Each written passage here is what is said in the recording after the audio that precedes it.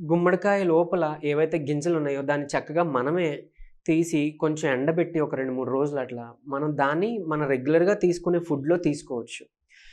దాన్నే ఇప్పుడు బయట షాప్స్‌లో గూడా మీకు పంకిన్ సీడ్స్ అవి గుమ్మడి గింజలు దొరుకుతున్నాయనుకోండి.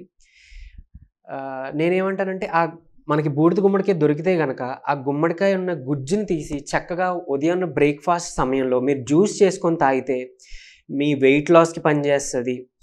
చాలామంది ఆడవాళ్ళు పీసీఓడీతో బాధపడుతుంటారు. అలాంటి వాళ్ళకి కూడా ఇది హెల్ప్ అవుతుంది. తర్వాత కొలెస్ట్రాల్ మేనేజ్ చేయడానికి ఇందులో మంచి ఫైబర్ వస్తుందనమాట, పీచు పదార్థం. సో, అలా కూడా హెల్ప్ అవుతుంది.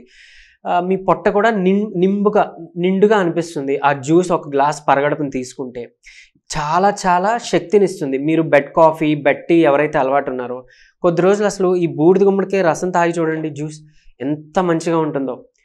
అలానే మనం ఈ బూడిద గుమ్మడికాయ గింజల గురించి మాట్లాడుకున్నాం. ఈ గింజలు ఎందుకు పనిచేస్తాయి అనంటే దాంట్లో ఉండే ప్రాణశక్తి అండి. మనం ఆ గింజలనే కదా మనం వేస్తాము, దాని నుంచే మొక్క వస్తుంది. అందులో ఉన్న ప్రాణశక్తి వల్లే కదా.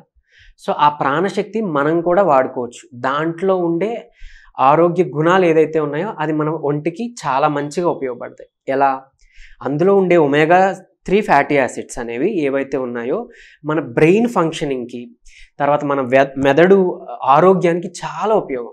అలానే కొలెస్ట్రాల్ లెవెల్స్‌ని కూడా రెగ్యులేట్ చేయడానికి ఈ ఒమేగా 3 ఫ్యాటీ యాసిడ్స్ చాలా ఇంపార్టెంట్. ఇంకొకటి, మన ఆహారం ద్వారా వచ్చే ఒమేగా 6 ఫ్యాటీ యాసిడ్స్‌ని తగ్గించడానికి కూడా ఒమేగా 3 ఫ్యాటీ యాసిడ్స్ ఇంపార్టెంట్.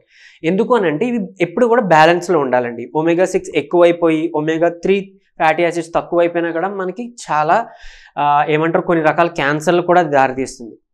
కాబట్టి ఇది సమతుల్యంగా బ్యాలెన్స్ చేయడానికి ఒమేగా 3 ఫ్యాటీ యాసిడ్స్ ఏదైతే ఉన్నాయో ఈ పంకిన్ సీడ్స్, ఈ బూడిద గుమ్మడికాయ గింజలు చాలా బాగా ఉపయోగం.